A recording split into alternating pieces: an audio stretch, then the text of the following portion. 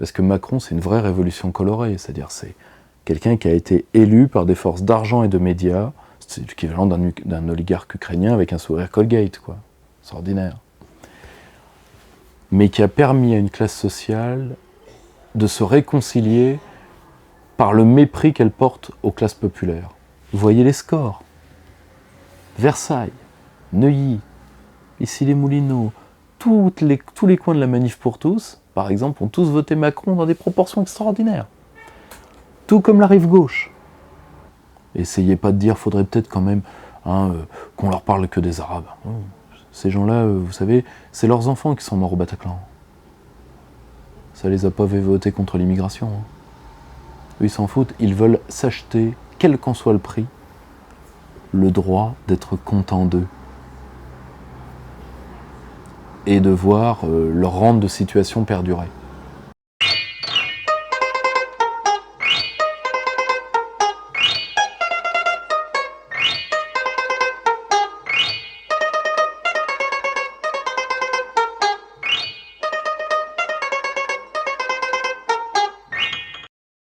Pierre-Yves Rougeron, bonjour. Bonjour. Donc nous sommes entre les deux tours de l'élection législative, le 16 juin. Et on a beaucoup de retard pour commenter tout ce qui s'est passé depuis notre dernière vidéo. Alors avant de commencer, vous vouliez faire un petit aparté sur l'actualité du Cercle Aristote et notamment le colloque annuel. Exact. Donc, nous, on a deux actualités principales. Nous sortons le dernier numéro de Perspective Libre qui tombe à propos, qui s'appelle La France vassale.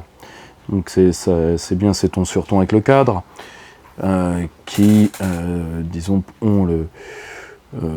qui s'interroge sur les conditions de notre acceptation et de notre consentement à notre propre servilité vis-à-vis de l'Union européenne, vis-à-vis de notions qui nous nuisent, comme l'état de droit ou d'autres, etc. Et ça c'est pour le fond du dossier. Pour les apartés, on a un très bon sous-dossier avec un article inédit du grand économiste Paul Samuelson, qui est son article Testament, qui n'avait jamais été traduit en français, où il émet quelques doutes sur le bienfait du libre-échange. Et ça c'est une exclusivité nous sommes arrivés à avoir, et on a réussi à pouvoir faire traduire ça pour le public français, avec des articles de Clément Nguyen, de Nicolas Klein, enfin de la talentueuse équipe de chroniqueurs des éditions Perspective Libre et de la revue Perspective Libre. Pour les éditions, notre actualité immédiate, je vous en avais déjà parlé, c'est cet ouvrage de mon ami François Costantini, docteur en sciences politiques, spécialiste du Liban, c'est issu de sa thèse de doctorat, c'est un ancien professeur à l'université de Beyrouth, et qui est une géopolitique, à la fois une géopolitique et une histoire du Liban, préfacée par Nadim Béchir Gemayel, donc le fils de Béchir Gemayel, pour ceux qui connaissent le Liban, et qui nous aide à cerner la géopolitique libanaise dans ce qu'elle a de fondamental pour nous, qui étudions toute la sécurité de cette zone au prisme de la sécurité de la France, avant toute chose, c'est que le Liban, c'est un peu le Moyen-Orient en petit. Dans toute sa complexité, si vous voulez, le Liban, c'est par excellence le pays où les amis de mes amis ne sont pas mes amis, où les ennemis de mes ennemis ne sont pas à mes amis, etc. Où la complexité atteint son maximum dans la zone, et qui comprend le Liban, je pense, peut comprendre le Moyen-Orient. Et c'est vraiment une étude extrêmement profonde là-dessus, qui est disponible un peu partout, au prix de 25,50 €. Pour nos événements, donc nous avons le lundi 19 une conférence avec Olivier Hahn sur la notion de frontière au Moyen-Orient, c'est-à-dire comment Olivier Hahn est un très grand intellectuel organique sur les questions moyen-orientales du ministère de la Défense. Il a écrit aux éditions du Rocher et une véritable somme qui s'appelle Les frontières au Moyen-Orient. Je regarde derrière parce qu'il est juste derrière moi, mais je je mettrais trop de temps à l'attraper. Et c'est un ouvrage plus que conséquent, mais surtout, la notion d'espace et donc toute la géopolitique qui va avec est perçue totalement différemment par ces populations. Il l'explique magnifiquement bien avec une sorte de géographie historique de l'ensemble de cette zone. Le 20, c'est notre colloque annuel. Donc vous retrouverez à l'Institut de la démocratie et de la coopération, à partir de 14h jusqu'à 18h, les chroniqueurs de la revue Perspective Libre, mon équipe, donc Clément Nguyen, Christophe Brossier sur les questions de souveraineté numérique. Le thème, c'est la France vassale, donc c'est la présentation.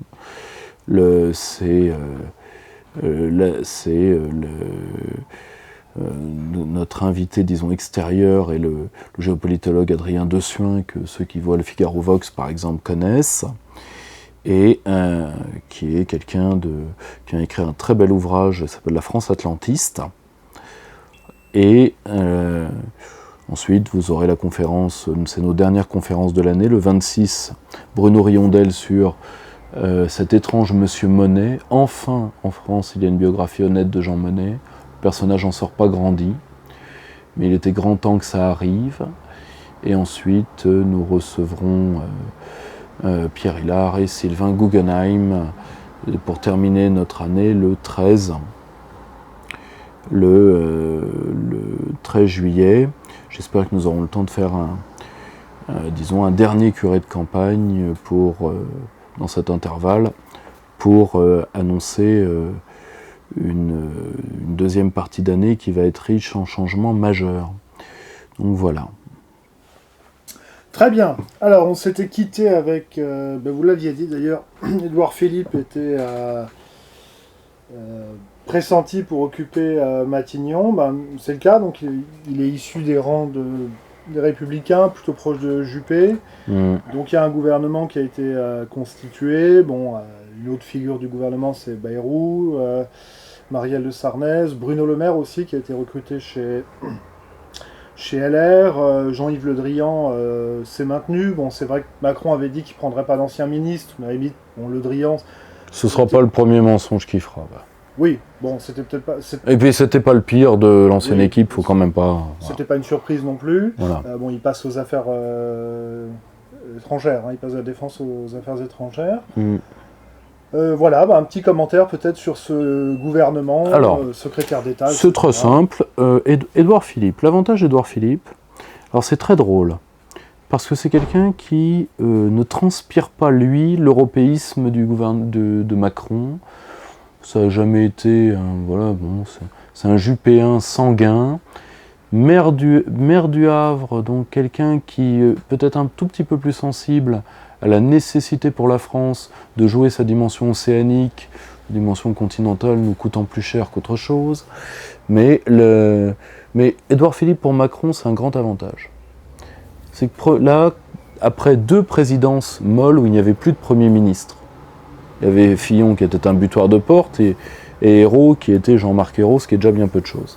Or, là, il y a vraiment une marche entre le chef de l'État et le Premier ministre. 2 caractères forts. Philippe, c'est un sanguin. Tout le monde le sait. Tout le monde sait d'ailleurs que là, dans l'élection législative qui nous occupe actuellement, il a même soutenu des candidats contre les candidats investis par Macron. Il y a des gens qui seraient très peu, mais il a néanmoins conservé son soutien à certains de ses proches, qui sont toujours à LR, eux. C'est quelqu'un qui ne sera pas très malléable, mais qui a tous les traits du sale type. Il écrivait des bouquins de mi-porno, il se la joue baroudeur, il n'en a peut-être pas les moyens. Et je pense que Macron le garde un peu comme on garde un mauvais garçon dont on connaît l'arrière-CV, et qu'à la seconde où il y aura de l'eau dans le gaz, il pourra le virer assez rapidement. À mon avis, c'est surtout ça. Ça prend au cœur de l'électorat bobo républicain parce que ça prend dans l'escarcelle Juppé. Très joli coup tactique. Très joli coup tactique. Et donc ça met en porte-à-faux la mollesse au carré, qui est le brave monsieur Barouin, qui a d'ailleurs enfoncé son parti par sa propre mollesse, ce qui était tout à fait prévisible. Donc, très, très joli coup. En réalité, ce gouvernement, bon, il fait la part belle à des figures qui, à mon avis, sont des figures de passage, plus ou moins longues, qui sont les figures centristes, particulièrement Marielle de Sarnez et Bayrou. Pourquoi ? Parce que déjà Bayrou, ça fait même pas un mois qu'il est là, il commence déjà à pédaler dans la semoule, à vouloir en faire qu'à sa tête, ce qui était tout à fait prévisible également. Étrangement d'ailleurs, les affaires du MoDem commencent à ressortir maintenant. Alors qu'il y avait des gens qui les avaient évoqués pendant la campagne. Pendant la campagne, et là elles ressortent maintenant, par Mediapart d'ailleurs. Officine d'élimination que le pouvoir macroniste a déjà utilisée. Et je pense que beaucoup des amis de l'Élysée sont très contents de voir chuter M. Bayrou. Et je peux tout à fait comprendre l'entourage du président, voire le président lui-même, de vouloir se débarrasser d'un individu qui de toute façon peut se résumer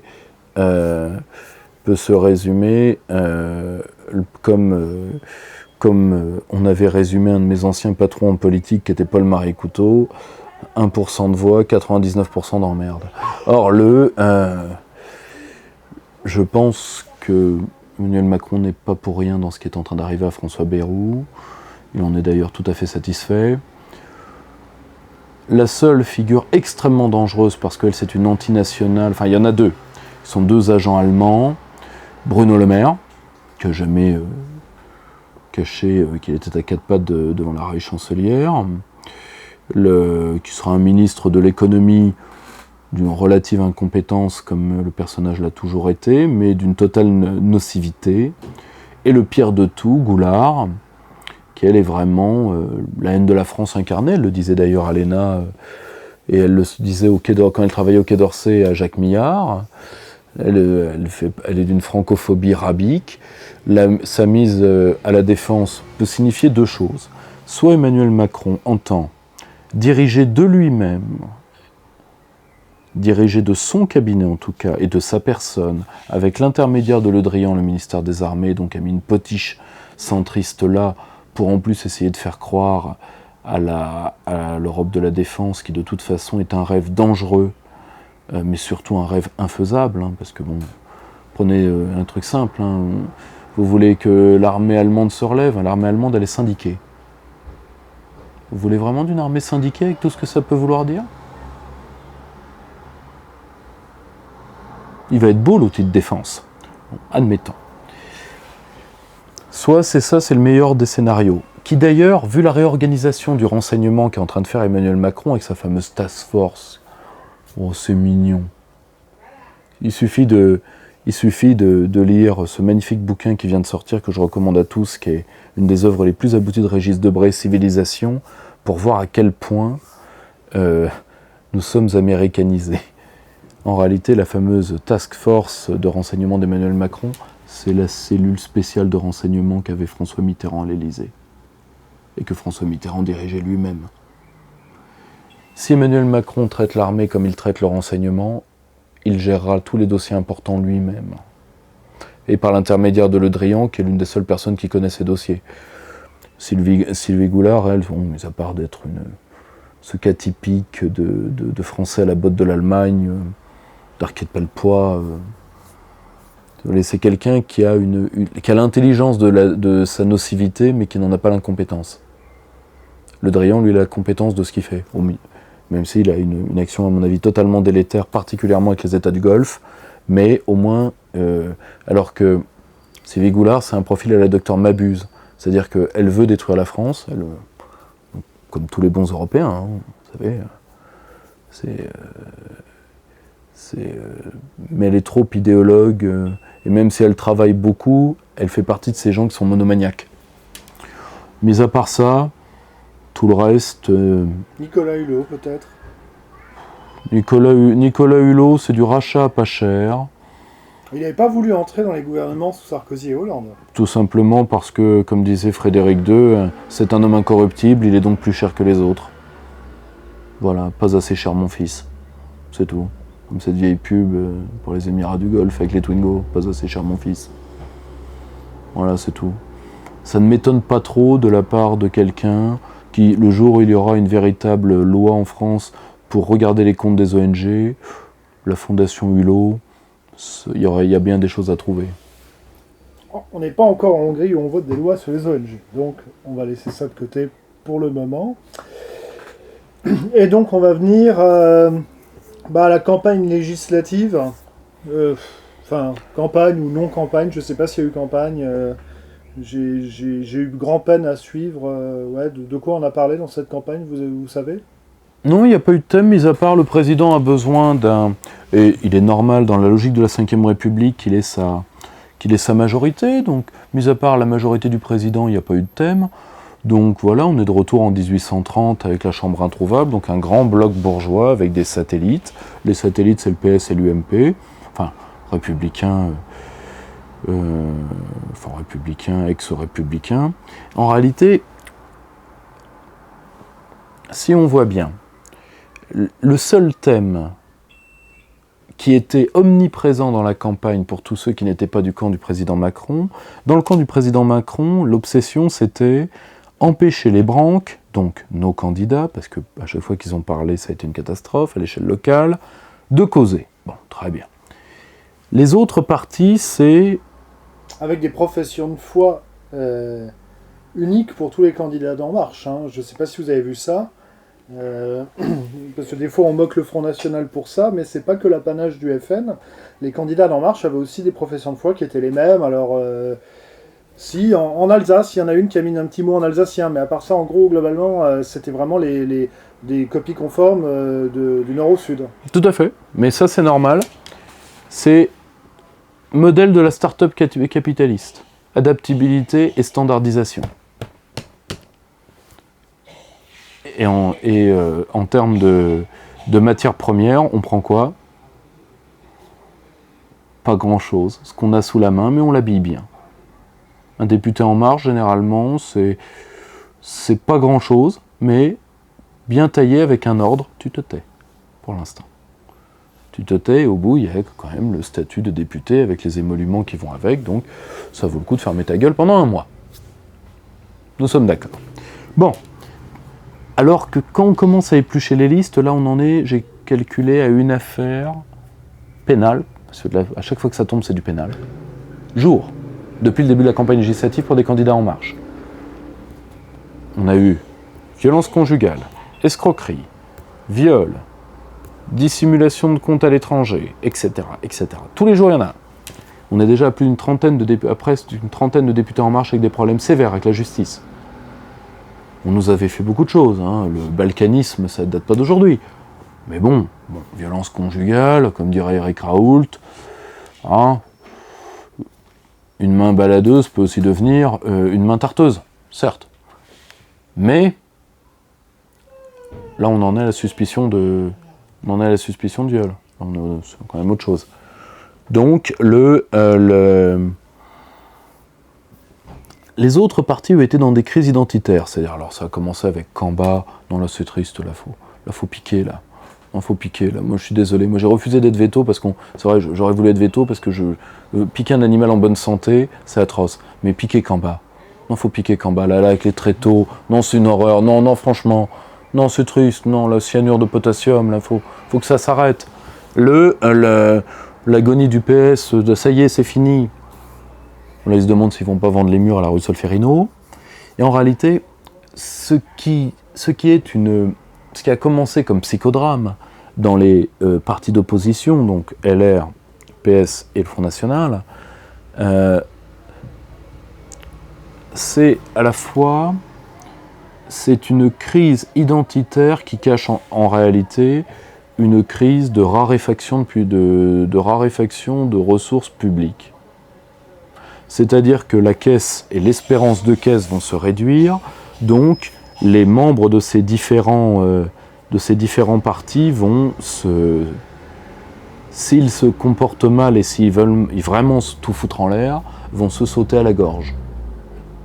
Alors que c'est pas comme ça qu'il faut la jouer, mais bon.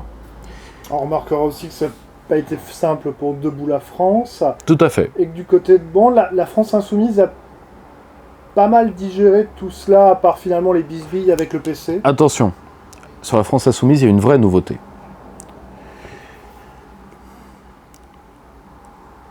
Les ordres des rédactions ont été assez simples.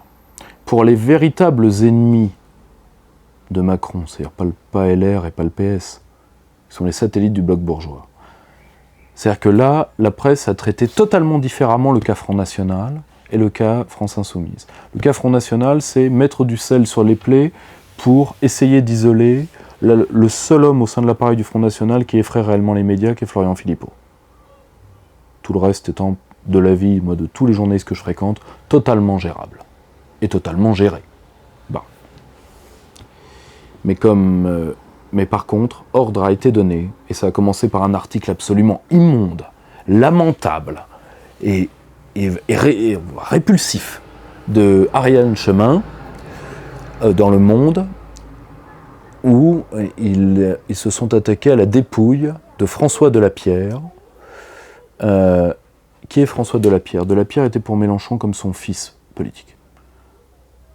Brillant intellectuel organique de la France Insoumise, spécialiste entre autres des prêts étudiants, stratège politique et organisateur de la campagne de 2012, qui d'ailleurs, même s'il avait été très marqué par son combat antiraciste pris au sens des années 80, c'est-à-dire marchant dans la combine, mais ça, si vous voulez, la naïveté doit se pardonner parce qu'il y a eu bien des gens en face qui ont donné du grain à moudre à l'antifascisme d'opérette, et qui ont été des fascistes d'opérette, et qui sont encore là aujourd'hui, pour certains d'entre eux. Donc, ils se sont attaqués de manière assez atroce à la dépouille de Delapierre, qui est mort à, je crois, à peine une petite quarantaine d'années d'une tumeur au cerveau, alors que sa femme, qui est maître en droit constitutionnel, est toujours une des conseillères aux affaires techniques de Jean-Luc Mélenchon, et qu'elle a la bagatelle de deux filles qui doivent être maintenant des petites filles, qui devaient être de toutes petites filles quand leur père est mort. Et il y a une vidéo que je trouve superbe de Mélenchon faisant l'éloge funèbre de Delapierre sur Internet. Et ils se sont attaqués à ça en disant que c'était une ambiance de secte, plein d'une sorte de mysticisme ouvrier. Ça, c'est une vraie déclaration de guerre pour Jean-Luc Mélenchon. C'est-à-dire que là, pour le coup, ils vont le péniser, ils vont l'hitlériser. C'est-à-dire que là, maintenant, il n'y a plus les limites qu'il y avait. Il n'y a plus le... Ça, c'est... Et c'est vrai que la France Insoumise a plutôt encaissé le choc. Mais néanmoins, c'est un vrai changement d'ambiance. Bien, bien. Alors du coup, on en vient au résultat de dimanche dernier. Bon, champion hors catégorie, évidemment l'abstention. Deuxième sur le podium, loin devant tous les autres, En Marche. Et puis après, bon, des scores assez... En fait, à peu près conformes en termes de pourcentage, hein, j'entends, des Républicains. Très gros effritement du Front National. Tout à fait. Bon, PS, pareil dans les choux. Debout la France au niveau du Parti des animaux. Désolé pour eux. Et l'UPR qui n'a même pas obtenu les... Non, c'est UPR qui est au niveau du Parti des... Non, des... c'est Debout la France. Ah, autant pour moi. 1%. Et l'UPR qui n'a pas obtenu les 50 candidats à 1 point permettant... Ils ont fait 38, c'est pas mal pour un parti qui a refusé de faire ce qu'a fait le parti animalier. Hein. C'est-à-dire de s'associer avec des tas de petits partis pour faire 1% quelque part et avoir du fric. Bon, c'est vrai. Alors, commentons déjà l'abstention. L'abstention, il faut comprendre une chose. Qui est allé voter ? Les vieux. Donc c'est simple. Macron a eu à l'Assemblée la moins bien élue, comme il est le président le moins bien élu de toute l'histoire de la 5e, il a l'Assemblée la moins bien élue de l'histoire de la 5e. C'est-à-dire qu'avec 16%, parce que ce sont des inscrits, avec les vieux et les catégories supérieures, il arrive à avoir un nombre de députés pléthorique. Très bien, admettons. Pas de souci. Qui n'est pas allé voter ? Les jeunes et les catégories fragilisées. C'est-à-dire pour les partis populistes, que ce soit la France Insoumise ou le Front National, leur électorat de base. Alors ensuite, si on fait de l'analyse fine, on va prendre les 6 cas les uns après les autres. Bon, En Marche, les vieux sont allés voter, très bien, ça on est d'accord. Les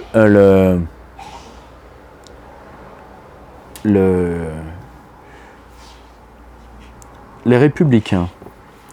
Les Républicains, il y a 2 phénomènes qui doivent être soulignés. C'est le centre droit, le marais, le centre mou des Républicains qui a survécu.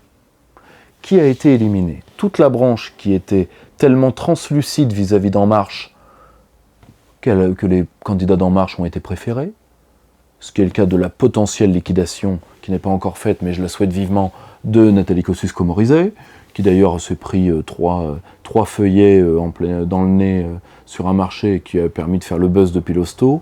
Quand on en est là, elle a vu cette phrase sublime, dans 10 jours, ma voix peut s'éteindre. Depuis, il y a des tas de gens qui recherchent sur Internet où il faut souffler pour que ça s'éteigne. Et tout comme il paraît que, mais alors là par contre, je pense que c'est faux, je le dis sincèrement, que Jean-Vincent Placé cherche quelqu'un pour lui foutre une tarte pour qu'enfin on reparle de lui. Mais bon, je ne sais pas si c'est vrai.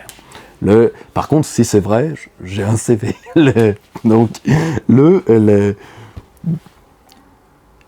Et toute la partie buissonnière. Et c'est là où il faut s'interroger, parce que tous ceux qui disent oui, il fallait pas faire campagne sur la souveraineté, fallait faire comme nous, parler d'identité des Arabes et de rien d'autre, on garde l'union, on crache sur les ratons, admettons. Tous les députés sur cette ligne-là, à l'exception de Nicolas Dhuicq, à qui je souhaite pour nos armées qu'ils se maintiennent dimanche, et qui est dans la seule triangulaire de France, je dis bien tous les députés sur cette ligne ont été éliminés. Mariani éliminé, Jacques Millard c'est quasiment fait, le Poisson je crois que c'est fait, le Marceau fait aussi, tout ce qu'on appelait à une époque la droite populaire au sein de l'UMP, puis également ce tout petit noyau de la droite populaire un peu excentré, qui est la droite libre, ce sont les anciens proches de Rachid Kassi, donc les durs de durs sur la question de l'islam, avec proche du CNI, etc., tout ça, ça a été ratiboisé. Donc, tout foutre sur le dos de l'euro va être compliqué, parce que ces gens-là, ils n'en parlent pas, ils n'en ont pas le courage. Ce sont des gens très bien à titre individuel, mais ce n'est pas de grands courageux. Donc, donc, si vous voulez, ce qui a survécu, c'est le marais. C'est le centre droit bien mou, c'est-à-dire, on est très proche d'En Marche, mais on garde l'étiquette LR dans les coins où la bourgeoisie préfère encore LR, parce que la grande force de Macron, c'est ça. Vous voulez le vrai marqueur du vote Macron, c'est l'échelle des revenus. La grande force de Macron, et ça, je vous demande d'écouter un homme pour bien comprendre ce qui s'est passé. Parce que Macron, c'est une vraie révolution colorée, c'est-à-dire c'est quelqu'un qui a été élu par des forces d'argent et de médias, c'est l'équivalent d'un oligarque ukrainien avec un sourire Colgate, quoi. C'est ordinaire. Mais qui a permis à une classe sociale de se réconcilier par le mépris qu'elle porte aux classes populaires. Vous voyez les scores. Versailles, Neuilly, Issy-les-Moulineaux, tous les coins de la Manif pour tous, par exemple, ont tous voté Macron dans des proportions extraordinaires. Tout comme la rive gauche. Pourquoi ? Christophe Guilly restera le grand intellectuel de cette présidentielle. C'est tout simplement la bourgeoisie s'est réconciliée. Entre la bourgeoisie, et là je vous demande d'écouter Henri Guénaud, qui a fait une sortie extraordinaire, qui veut tout dire, et les vrais, et ceux qui... Moi je suis historien des idées, donc pour moi la gauche et la droite relèvent soit de l'intime, et donc de la psychologie, soit de la mythomanie. Mais, même les gens de droite réellement intelligents doivent écouter Henri Guénaud parce que c'est leur propre bourgeoisie qui les a trahis. Voilà. Pourquoi ? Parce qu'elle va à la messe, oui, alors, elle arrose son parasitisme économique, d'eau bénite, c'est pas plus mal. Et enfin, la bourgeoisie s'assume. Ça a été la force de Macron. C'est ça qu'on appelle le dégagisme, c'est-à-dire, fini le vieux monde politique hypocrite où les riches devaient passer par une sorte de médian d'humilité pour cracher à la gueule des autres. Maintenant, on va cracher directement. Oui, il a même dit, comme il se faisait couper la parole par les journalistes, on l'a mal entendu, il parlait de ces pétainistes qui votaient En Marche. Non mais, centre-gauche, centre-droit, c'est Vichy. C'est Vichy, fondamentalement. L'extrême droite n'a servi à Vichy que de bouffonnerie, ce qui est d'ailleurs son habitude historique. Et une partie de l'extrême droite était à Londres, demeurant, ce qu'on ne dit pas toujours. Ce qu'on ne dit pas toujours, et ce qui est tout à fait vrai. Commencer par quelqu'un comme le colonel Rémy, chef des services spéciaux de la France libre. Mais donc si vous voulez, c'est ça qui est extraordinaire. C'est ça qui est extraordinaire, c'est-à-dire que cet électorat bourgeois-là, parce que lui, il est dans le sens du vent, il est allé voter. Les autres ne sont pas allés voter, pourquoi ? Premièrement, les premières études sortent sur l'abstention. Il faut être cohérent. Enfin, il faut lire. C'est pas l'euro cette fois-ci, parce que on va pas pouvoir charger tout le monde. Hein. Parce que là, les vieux sont allés voter. La classe qui était contre l'euro, elle allait voter pour son champion. Mais les classes que ça ne gênait pas, c'est-à-dire les défavoriser les jeunes, eux, ils sont pas allés voter. Pourquoi ? La force d'En Marche a été de favoriser l'abstention en prenant beaucoup de candidats, disons hors sol, à l'image du parti. Ce qui a démobilisé une part des électeurs. On ne les connaît pas. 2, le cycle électoral a été tellement long, tellement pourri, tellement violent, que là les gens commencent à saturer psychologiquement. Ce qui est un effet de guerre psychologique qui joue particulièrement sur les catégories qui, par leur habitus et par leur, comment je dirais ça, par leur common decency, pour reprendre ce thème orwellien popularisé par Jean-Claude Michéa, ne supportent pas les médias, dans leur bien-pensance, dans leur doxa, mais par leurs habitudes socio-économiques, les fréquentent, enfin les reçoivent même contre leur gré parfois. Prenez un exemple simple, c'est les classes les plus pauvres et les plus discriminées et détruites par la mondialisation qui regardent par exemple la télé. Or, eux, contrairement à la bourgeoisie, la télé ne les flatte pas. La télé les humilie. Si vous ne me croyez pas, regardez BFM. Donc, il y a un effet de saturation. C'est-à-dire Macron par-ci, Macron par-là, il est beau, il a un beau sourire, il serre la paluche comme personne alors qu'il se ridiculise, peu importe, tout le monde prend pour un bouffon, mais c'est pas grave. Vous voyez ces Belphégor quand il est au Louvre, en plus, lui il est pas discriminant, il aime les vieilles, enfin bon, etc. Stop. Il faut que ça se termine. Ça, c'est le grand message qui est sorti de la part de l'abstention. Ensuite, il y a une part, je pense, pour la France insoumise, par exemple, il n'y a pas de vengeance de l'électorat. Mélenchon a fait la plus belle campagne de toute son histoire. Il ne faut quand même pas mordre. Son électorat ne lui en veut pas. Il a peut-être perdu des points et des seconds tours avec les candidatures du PC. C'est tout à fait possible. C'est tout à fait possible. Je ne suis pas sûr que ce soit majoritaire. Le cas du Front National est différent. Le cas du Front National, là, il y a une part peut-être d'incompréhension de la base. Ça, c'est tout à fait vrai. Mais qui est dû au débat, qui est dû à une campagne législative qui s'est plus ou moins bien passée et a priori, vu de loin, en tout cas quand on n'en fait pas partie, vu de loin, et une ambiance délétère due à certains idylles qui, pour, à mon avis, cacher à la fois parfois, disons, leur manque de cohérence idéologique, mais aussi leur relative inutilité pendant les phases précédentes de campagne, voire dans celle-là, on essaye de s'attaquer à d'autres cadres. Je pense par exemple au cas de Gilbert Collard. Collard, s'il n'est pas élu là, ce sera évidemment la faute des autres. Bon, alors que tous les gens qui sont sur la ligne de Collard, c'est-à-dire toute cette droite hors les murs, ils ont tous été tués. Pas la faute de l'euro, ces gens-là sont morts.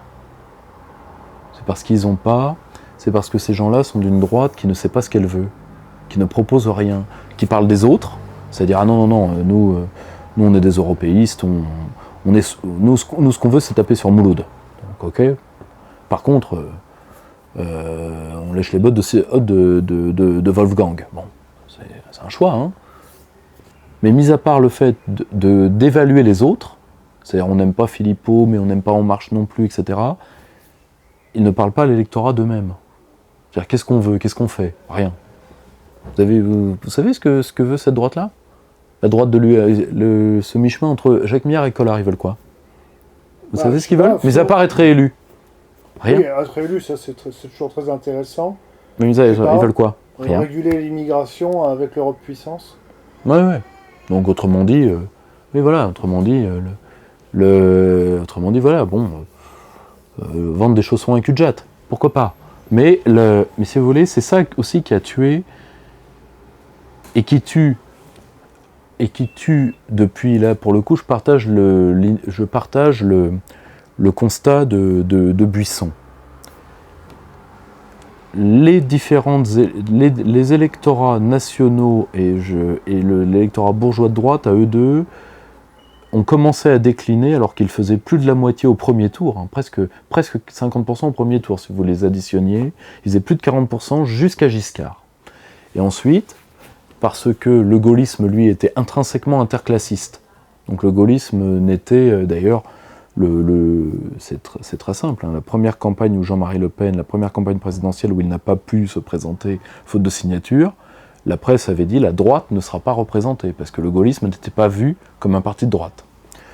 Mais au fur et à mesure, c'est très drôle d'ailleurs, au fur et à mesure que des gens ont voulu liquider l'héritage gaulliste et se sont dit de droite, ils sont pourtant allés de plus en plus sur les terres des sociaux-libéraux. Et ils baissent, parce qu'ils représentent des groupes sociaux qui s'effritent, ils ne renouvellent pas leur offre, et résultat, ils disparaissent. Voilà. Ça, c'est pour le cas Front National. Le cas DLR, ce qu'il faut, c'est sauver le soldat Dupont-Aignan. Je suis désolé, il a fait un acte courageux, dont il n'a pas maîtrisé, à mon avis, pas les trucs internes. Tout le monde sait que les manifs contre Nicolas hier, sont des échecs totaux. Il y a 4 pelés, 3 tondus. Il n'a pas vu que certains esprits, parce que la génération malfaisante, donc la génération 68, a trouvé avec elle une jeunesse très, très limitée en nombre, mais je vous renvoie à un superbe article de Frédéric Lordon qui parle superbement de ces gens-là et qui les appelle la classe nuisible, c'est-à-dire ces gens qui ont un bac plus 2 et qui pensent qu'ils font le monde tous les matins, et qui ont pris le relais, même s'ils sont beaucoup moins nombreux en nombre que la génération 68, génération la plus grande en nombre de l'histoire de France, et cette génération qui heureusement commence à disparaître et malheureusement est encore là. Et c'est cette vengeance-là que Nicolas Dupont-Aignan prend, parce que c'est la dernière génération, la génération 68, qui a un vrai intérêt de classe. C'est-à-dire qu'elle sait que s'il y a un mouvement interclassiste qui privilégie la jeunesse, l'avenir, l'innovation, et donc qui recompose la richesse, parce que la France est un pays qui endette ses jeunes et qui fait trop bien vivre une partie de ses vieux. Une partie, j'ai dit.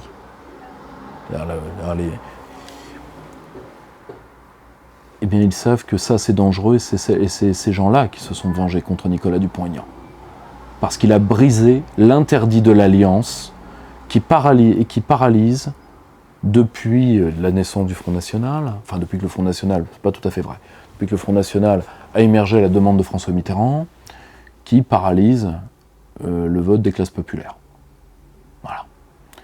Donc, quant à Asselineau... Et pourtant, sur le terrain, ils n'ont pas... Non, il a le meilleur matériel humain de tous les partis nationaux et de tous les partis tout court. Il faut les voir, les mecs UPR, hein, ils y croient, ils ont raison d'y croire. C'est à peu près les seuls qui ont une vraie cohérence idéologique. La seule chose, c'est... Ils ont fait quand même un exploit extraordinaire. C'est quand même eux qui ont présenté le plus de candidats en France. C'est quand même quelque chose. Mais je pense que les esprits sont pas encore mûrs, pas du tout par rapport à leurs idées. C'est pas ça. C'est pas du tout ça. Parce que le problème, c'est qu'une certaine classe, c'est une bonne vieille lutte des classes. C'est qu'une certaine classe peut pas entendre le discours eurosceptique pour une raison. Il faut pas essayer de la draguer. Elle vous combat, combattez-la. Moi j'aime bien tous les métapoliticiens qui sont arrêtés des petites de toutes petites choses et qui vous disent oui, Julien Freund dit c'est l'ennemi qui vous désigne. Oui, ben là, cette classe-là vous a désigné comme ennemi, combattez-la. Essayez pas de dire, faudrait peut-être quand même qu'on leur parle que des Arabes. Ces gens-là, vous savez, c'est leurs enfants qui sont morts au Bataclan. Ça les a pas fait voter contre l'immigration. Eux, ils s'en foutent, ils veulent s'acheter, quel qu'en soit le prix, le droit d'être contents d'eux. Et de voir leur rente de situation perdurer. Voilà. Vous n'êtes pas content avec ça, c'est pas grave. Si vous voulez, si vous partez pas avec ça, très bien, en 2022, ils vous la remettront, avec les mêmes moyens. Bon. Donc voilà, grosso modo, pour les résultats de chacun, ce qu'il faut aujourd'hui, mais ça j'en parlerai beaucoup plus, si vous le voulez bien, et je pense vraiment qu'il y en a besoin dans la vidéo Que faire, qui sera notre prochain curé de campagne, et le dernier. Je pense qu'il faut réenraciner nos mouvements dans la société, parce que Jacques Sapir l'a très bien dit, le vote souverainiste est majoritaire, qu'on le veuille ou non. La seule chose, c'est que les voix de l'Union ne sont pas là. Oui, mais est-ce que c'est un vote souverainiste assumé, ou est-ce que c'est un vote souverainiste peu importe. Oui, alors le plan B, quoi. Le fameux plan B Ça, peu importe. Il n'y aura pas de plan B. Certes. Il n'y aura pas de plan B. Mais ça, c'est le théoricien qui le dit. Mais... C'est pas le théoricien qui le dit. Quand Macron va à Berlin, pourtant il est à quatre pattes, il est comme une partie de la droite du Front National, aimerait être, c'est-à-dire à genoux devant la Reichschancelière, elle envoie Schäuble lui dire... Schäuble, peu importe, pour moi, si vous voulez, c'est en dehors... Oui, pour moi, c'est en dehors de la civilisation, donc... si vous voulez, Schulz, or Schulz, type anthropologique parfait. Elle envoie lui dire, au fait, les traités européens, c'est non négociable. Et il le dit où? Le jour de la visite dans le Figaro. C'est-à-dire, je t'humilie. Dans ta presse, je suis intimement persuadé que le cabinet du président de la République a été mis au courant le dernier. Je t'humilie. Et je t'humilie même chez toi pour le retour. Allez. Mais est-ce que les électorats alters européens ou je sais pas trop quoi, l'ont-ils compris? Peuvent-ils le comprendre? Veulent-ils le comprendre? Comment faire? De votre point de vue, du point de vue que vous défendez, qui est un point de vue souverainiste, pour le leur faire comprendre. Alors on va pas anticiper sur Que faire, mais accepter que c'est pas si simple que de la façon dont vous le présentez. Mais moi j'ai aucun problème là-dessus. La seule chose, si vous voulez, c'est que moi ce que je demande, c'est que moi je sais ce que je veux et je le dis. Je demande à ceux qui veulent faire autrement ce qu'ils veulent. Parce que, moi je suis désolé,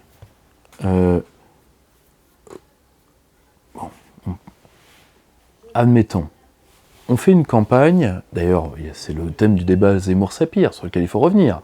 Il faut parler d'islam, d'islam, tout le temps, les Arabes. Il y a des parts entières de France, moi j'en viens, dans l'Ouest et en d'autres, je peux vous assurer, cette campagne-là, vous la mettez là où je pense. Parce que là-bas, pas un thème hyper porteur. Mais surtout, là, qu'est-ce que vous faites? Vous vous faites plaisir, vous vous faites du bien, vous faites dans l'impolitique, c'est-à-dire vous hurlez. Mais il y avait déjà un parti qui faisait ça. C'était Villiers en 2007, notamment. Quel résultat? 2. Et tant que Le Pen père n'a fait que ça... Et il y a eu le MNR avant, en 2002 aussi. Ah oui, combien? 2. Et Le Pen père, son maximum historique, c'était combien? 17. Ouais. Ok. Oui, mais Le Pen père a jamais été autant dans... Il a jamais fait de l'islamophobie en thème unique de campagne électorale. Non, mais ça vaut aussi pour l'immigration. C'est que l'immigration, les gens sont d'accord avec vous. Tout le monde est d'accord qu'il n'y a pas de problème, que l'immigration est un problème. Tout le monde est d'accord. Quand on est à 70% des Français qui pensent qu'il y a trop d'immigrés dans leur pays, question, pourquoi ces 70-là ne votent pas pour vous? Ça, c'est une vraie question. Pourquoi ils ne votent pas pour vous? Je vais vous le dire. Parce que ils demandent des solutions techniques. Ils demandent une montée capacitaire technique. Et le fait de se plaindre de la présence des immigrés, n'est pas une montée en capacitaire technique, c'est un défouloir. Je ne dis pas que c'est pas inutile. Je dis que c'est un défouloir. L'homme non souverain se plaint des mouches. L'homme souverain ferme la fenêtre. C'est ça la différence. Or, comme vous ne pouvez pas fermer la fenêtre, vous êtes contraint de dire les Arabes, les Arabes, les Arabes. Ça devient, 1, monomaniaque, mais 2, c'est angoissant. Pourquoi ? Parce que, aujourd'hui d'ailleurs, quel est le mot qui revient ? C'est plus tellement l'extrême droite, machin, etc. Quel est le mot qui revient dans beaucoup de commentateurs quand on parle de la politique du Front National ou d'autres partis plus à droite sur l'immigration ? Vous aurez là, qu'est-ce qu'on vous dit ? Vous aurez là la guerre civile. C'est une thématique qui est omniprésente. Thématique omniprésente. Elle sous-tend tout le débat public. C'est-à-dire vous arrivez, c'est la guerre civile. On est d'accord ? Bon. Donc, pourquoi ? Mis à part qu'elle n'aura jamais lieu, mais c'est vrai que c'est pas une perspective très Mais j'ai pas dit qu'elle aurait lieu. J'ai dit que c'est une affaire de perception. Oui. J'ai pas dit qu'elle aurait lieu. Moi, je pense qu'elle n'aura pas lieu. Je pense qu'elle n'aura pas lieu pour diverses raisons. J'ai pas le temps de m'étaler ici. Je m'en suis étalé suffisamment dans un numéro de Perspective Libre qui s'appelle Stasis. Pensez le chaos, parce que qu'on ait une sorte de brésilianisation, c'est-à-dire de guerre intérieure, qui n'est pas le grand remplacement, contrairement à ce que croient certains châtelains californiens, mais qui est le grand côtoiement. C'est bien pire. Parce que le grand remplacement, une fois qu'on est remplacé, on est mort. C'est fini. Non, là ça va continuer. Parce que les Français continuent quand même à faire des gamins autochtones, et les autres aussi. Donc c'est le grand côtoiement. Et ça va être bien lourd, ça va être une sorte de brésilianisation intérieure, qui va être absolument invivable. Mais... avec une petite pincée de sel syrienne, si vous voulez bien. Oui, tout à fait. Avec, en plus, les revenants, hein, parce qu'ils ont quand même passé CAP, viol collectif et explosif. Il faut quand même qu'ils trouvent à se réadapter en France. Il faut bien recevoir les expats, hein, sinon ils repartent. Donc voilà, donc voilà, si vous voulez, le grand problème. Vous êtes face à des gens qui ont un système cohérent, qui l'ont proposé aux Français par le vide. Macron, il vous a fait un exposé d'école de commerce. C'est-à-dire, il vous dit, pensée printemps. C'est-à-dire, ça, c'est vraiment le truc PowerPoint. Pensée positive, enfin, feng shui de bureau du tertiaire, enfin, dernier stade de la décadence. Mais c'est une vision du monde. Et qui est cohérente avec elle-même. Immigration, Macron l'a dit, il sera un président de l'immigration, il admire la Reichschancelière pour. Il sera un président, ça il l'a vraiment dit. Ça, il a pris les selfies avec les on est bien invités du Reich. On est bien d'accord. Il sera le président de la nouvelle économie financiarisée. La preuve, il est très content que Bruxelles ressorte la titrisation. Comme quoi, quand vous prendrez une nouvelle crise économique dans la gueule, vous ne viendrez pas pleurer. Hashtag 2008. Hashtag 2008. Et le président du libre-échange. Non. Make planet great again. Parce que derrière, c'est une affaire de pognon, l'affaire de la Convention de Paris, c'est ça, avant toute chose. Bon. C'est un système idéologique cohérent.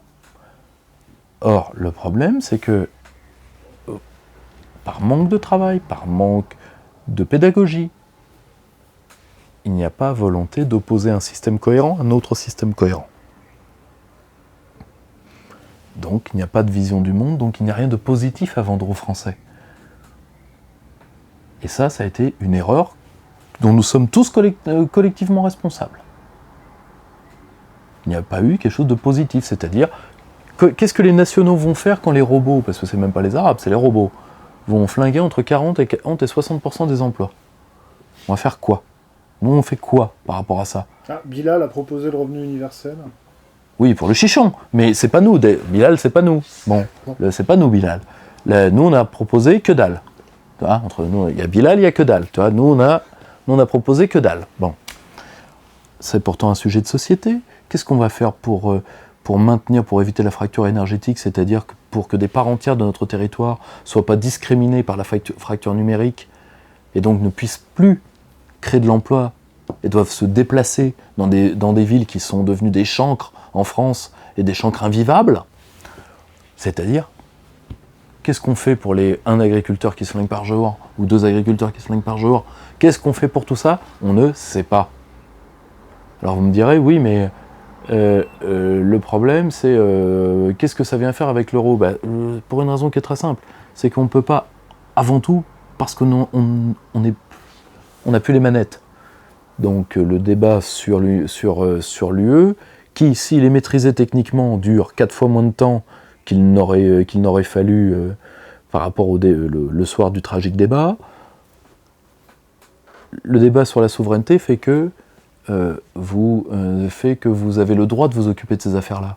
Parce que sinon, eh bien, vous allez faire... Je vais vous donner un exemple tout con. Le nombre de candidats de partis populistes, Front National ou France Insoumise, qui ont dit on va produire local. Dans la presse locale, ça donne quoi? Et d'ailleurs, vous le savez, vu qu'il y a eu plusieurs articles là-dessus dans les dernières nouvelles d'Alsace. Oui, vous voulez produire local, virgule, ce qui est interdit par l'Union européenne. Point. C'est, je crois, M. Muller qui fait ça ici. D'Alsace. Bon. Il y a ça dans toute la presse est locale. Bon. C'est-à-dire, les gardes-chiourmes de la presse sont là pour vous le rappeler. Vous n'avez pas le droit.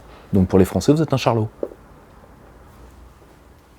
Ça, c'est une part de la barrière capacitaire. Et les Français ne remettront pas les clés du camion à des gens qui changent leur programme sur des questions essentielles, dans un entre-deux tours, et qui ne sont pas capables de dire exactement ce qu'ils veulent et d'assumer. Le problème, il est là. Alors ensuite, c'est horrible la position du challenger, parce que Macron, il est le challenger de personne. Il est le fils prodigue d'un système pourri qui tire sa dernière cartouche. Bon, ok, d'accord. Bon, dernière cartouche, je sais pas, parce qu'en 2012, on m'avait déjà dit qu'Hollande ne tiendrait pas, et en 2007, enfin plutôt en 2008 d'ailleurs, on m'avait dit que Sarkozy ne tiendrait pas. Alors moi, Oui, des cartouches ou avant-dernière cartouche, peu importe, mais... Je crois qu'ils ont quand même l'usine à cartouches à chaque fois. Oui, c'est tout à fait possible, mais... Néanmoins, il y a eu quand même des... Il y a une étape de franchie avec Emmanuel Macron, c'est vrai. Oui, il y a une étape de franchie, puis il y a des étapes de franchie dans le contexte. Le Brexit, il y a eu tout ça, donc voilà. Vous voyez le problème. D'ailleurs, à propos de contexte, vous vouliez peut-être réagir rapidement sur... je me souviens qu'en 2012, on a fait la purge dans les médias avant l'élection. C'est là que Zemmour, je crois, me semble-t-il, a perdu sa tribune. Tout à fait. Tout à fait. Lui, une grande célébrité chez Ruquier, etc. Et là, en fait, depuis l'élection, il y a des journalistes qui ne sont pas inintéressants, qui ont perdu tout ou partie de leur tribune. Polony, qui n'était pas sur France 2, quoi. Non, mais alors, c'est très simple. Attendez, là, la purge est terrible. D'ailleurs, parce que j'ai aussi des amis qui viennent d'être... Enfin, des amis. En tout cas, des connaissances et des gens qui, pour moi, sont des partenaires de partenaires de combat, à qui je tiens à donner, d'ailleurs, toute personne qui veut... Enfin, d'ailleurs, si on peut les aider, je pense à Natacha Polony en s'inscrivant à sa web télé ou d'autres, c'est 5 euros par mois, on va quand même pas. Il faut le soutenir à tout prix. Parce qu'il y a Natacha Polony, il y a Olivier Delamarche, il y a eu Romaric Godin, le seul. Il n'y a qu'un seul vrai journaliste économique en France. Flingué.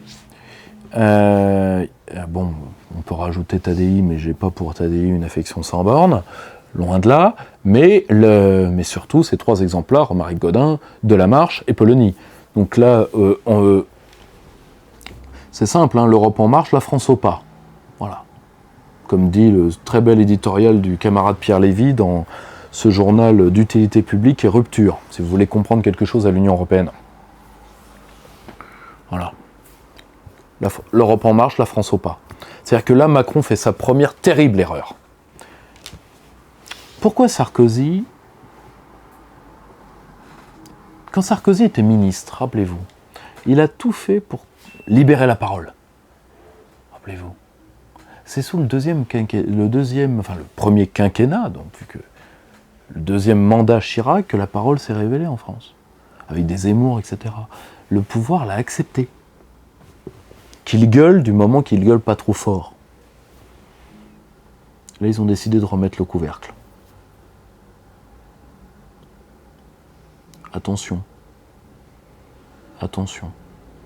Parce que en plus, avec le développement des nouvelles technologies, vouloir faire la censure aujourd'hui, Enfin, qu'ils le fassent, hein. Ils s'affaiblissent en faisant ça. Parce que si c'est pour foot, en plus c'est pour foot qui? Dans le cas de Polonie, c'est pour foot qui? Patrick Cohen.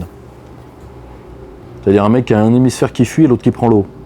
Ah, puis sur Antenne 2, on a aussi, comment elle s'appelle, celle qui est insupportable, qui va présenter le JT, là. La Pix. Ah oui, non mais, c'est-à-dire, et là en plus, on met des étalons. On met des étalons pour le nouveau pouvoir. C'est-à-dire, Pujadas n'est pas assez servile. Ah oui, quand même. Ah oui, non, là ça fait peur. Ça fait peur parce que, attendez, de la Mare, enfin, pardon, surtout pas Pujadas, pardon, Olivier, pardon. Le Pujadas, attendez, c'était un mec d'une souplesse extraordinaire. Il passait entre le mur et le papier peint, entre le parquet et la moquette. Pas assez. Ça va être long, 5 ans. C'est là, je pense, il fait comme Giscard en fait.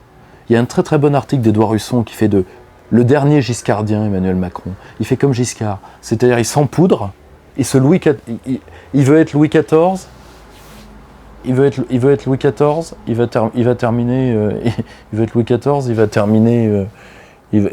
Louis-Philippe. Donc il est en train de se, si vous voulez, ça, c'est une terrible erreur, c'est-à-dire qu'il confond la stature dont les Français demandaient le retour. Après l'affadissement, enfin le flambil, flanc coulant, et le petit nabot excité, il confond ça avec un autoritarisme d'un petit chef de bureau, quoi. Ça va lui jouer des tours. Écoutez, ça on verra bien. On verra aussi d'ailleurs ce que donnera le deuxième tour, puisqu'il y a un sondage qui dit que une majorité de Français voudraient apporter un petit correctif au score du premier tour. On verra. Un peu. Il y a beaucoup de Français qui ont peur en effet, mais de là à se remobiliser, je ne sais pas. Ça va être un point par-ci, un point par-là, oui.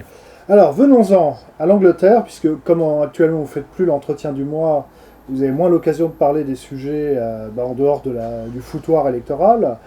Et il s'est passé énormément de choses en Angleterre. Il y a eu donc ces élections, il y a eu aussi une quantité folle d'attentats. Puis alors là, comme les emmerdes volent en escadrille, il y a même eu cet immeuble qui a brûlé avec des morts à Londres, là. Ouais. Ou je ne sais plus si c'était à Londres, mais enfin, c'est l'Angleterre, c'est beaucoup de catastrophes en ce moment. Et vous vouliez, on ne va pas commenter les attentats, de toute façon on sait quoi en dire. Les immeubles qui brûlent, hélas c'est triste, mais il n'y a pas grand-chose non plus à en dire dans le cadre de vos analyses. Mais il faut peut-être revenir sur les élections générales qui ont eu lieu. Alors, avec grand plaisir, parce que là, et je tiens à remercier quelqu'un qui m'a énormément aidé, parce qu'il a suivi toute la campagne du Brexit de manière exhaustive, qui est mon ami et camarade Romain Bessonnet, qui, comme je sais, qui va regarder ça, qui prendra mon salut affectueux, et qui a fait une très très bonne analyse que je me permets de lui emprunter. De toute façon, il est au courant. Et en réalité, Theresa May n'a pas fait d'élection en général. Les médias français n'ont plus de spécialistes pour rien. Ils font venir des gens comme Moreau de Farge, qui devraient être dans le formol actuellement, mais malheureusement, on n'a plus le droit. C'est bien dommage. Mais elle n'a pas fait d'élection générale, elle a fait une purge. Je m'explique. Le but de Theresa May, qui a perdu quelques points, il était simple. Éliminer les partisans du Remain au sein du Parti conservateur, c'est-à-dire les anciennes créatures de David Cameron, l'homme le plus navrant de toute l'histoire politique britannique du XXe siècle. Donc, mis à part qu'il a mis le référendum. Il y a été contraint parce que le cœur du Parti conservateur était pris, le venin du UKIP, je travaille dessus pour mon prochain livre, a fait son effet, et puis surtout parce que le patriotisme intrinsèque d'une partie des Britanniques faisait que la servitude basta. Comme dit basta euro, comme dit le très bon Matteo Salvini, qui d'ailleurs vient de gagner les élections internes de son parti contre la branche européiste de Bossi. Et à 80-20, c'est une défaite dure pour les européistes de la Ligue du Nord. Matteo Salvini est un très grand politique et c'était son slogan Basta Euro. Et en Angleterre, il y avait vraiment de ça. Il a dit on va se débarrasser de ça. Or, alors vous me direz oui, mais quand même, elle a perdu quelques points. Alors, je dirais oui, elle a perdu quelques points. Mais quand on perd des points, on perd des sièges, on est d'accord. Et les sièges appartiennent à des hommes, on est d'accord. Qui est mort? Tous les partisans du Remain, les hommes de Nick Clegg. Tous à la barre fixe. Et en réalité, c'est une terrible défaite pour l'UE. Je vais vous dire pourquoi. C'était la première élection de la Grande-Bretagne libre. Donc, il y a eu 69% de participation. Je le dis au passage. C'est-à-dire presque 70% dans un pays... parce que là, il y a un vrai débat. Pourquoi Corbyn a repris des voix? Parce qu'il a dit « mais moi le Brexit, j'y toucherai pas ». Le peuple a parlé. Donc, qui était le parti du Remain? C'était les libéraux-démocrates. Les Lib Dem. Le pire score de toute leur histoire. Ils sont morts. Ils sont plongés. Et tous les partisans une large partie, il en reste encore quelques-uns malheureusement, des partisans du Remain au sein du Parti conservateur. C'est eux qui ont été cuits. Et les Écossais. C'est-à-dire ceux qui voulaient la fin de l'unité territoriale de la Grande-Bretagne. Ils ont mangé. Autrement dit, sont morts lors de cette élection. Pour à peine 20 places. Hein. Elle a perdu 20-30 places, c'est rien. Enfin, rien. Si le UKIP, qui n'a pas eu de député, ne s'était pas présenté, elle aurait sa majorité. Alors que le UKIP doit trouver sa place au sein du Parti conservateur. Maintenant, le UKIP n'a plus besoin d'être là. La victoire est faite. Et je pense que le Parti conservateur devrait réfléchir à la place éminente qu'il doit réserver à un homme du calibre de Nigel Farage. Donc, si on fait le bilan de ces élections anglaises, les partisans de l'Écosse sort de la Grande-Bretagne et rentre dans l'UE, cuit. Les partisans de on re-rentre dans l'Union Européenne, les Lib Dem, cuit. Les partisans de on trahit le peuple britannique, donc les pro-Remain du Parti conservateur, cuit. Quelle victoire pour les partisans de l'Union Européenne. Je précise d'ailleurs, hein, puisque la dernière fois votre polo Cosaque a fait réagir, votre t-shirt là c'est pas AV, c'est Live. Hein. Voilà. Hein. Mais nos camarades qui nous ont fait ça, je les en remercie beaucoup. Et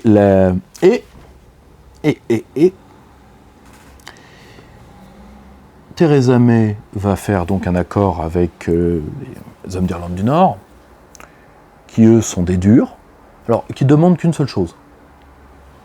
En Irlande du Nord, nous voulons le mariage gay et niette, et pouvoir revoir les lois en termes d'avortement, etc. C'est chez eux. C'est critiquable, c'est tout ce que vous voulez, c'est chez eux. C'est chez eux. Et vous savez, alors, et là la presse française c'est couverte de ridicule. Oui, vous savez, c'est des gens qui veulent un Brexit light. Vous savez qui est le négociateur que ce petit parti, je crois le DUP, si mes souvenirs sont bons, a demandé, a obtenu d'ailleurs, pour négocier entre lui et le Parti conservateur? Nigel Farage. C'est un Brexit mou. Hein. De crétin. À un moment, ça devient, comme disait Serge de Beketch, c'est honteux de mentir à ce point-là. C'est honteux parce que c'est niais. J'ai rien contre les menteurs pathologiques, mais à un moment, il faut un minimum, quand même. Donc voilà, Theresa May, la nouvelle dame de fer, elle a réussi son pari. Là, tous ceux qui voulaient se mettre encore en travers de la route de la Grande-Bretagne sont repartis dans leur pénate et la queue entre les jambes. Parce que là maintenant, de partisans de M. Verhofstadt et Barnier, parce que ce qu'on va mettre en face de l'Angleterre qui a détruit le monde, qui a détruit, c'est vrai, une partie du monde, mais qui l'a conquis également, c'est Guy Verhofstadt, qui, il est vrai, est une destruction de tout type d'esthétique, quelle qu'elle soit, et Michel Barnier, dont je ne dirais pas ce que j'en pense, ça passerait sous le coup de la loi. Donc, si vous voulez, c'est bien peu de choses. Je rappelle d'ailleurs, je crois que sur certaines agences qui devaient se déplacer de la Grande-Bretagne jusqu'aux pays encore dans l'UE, je crois que Bruxelles est déjà en train de reculer.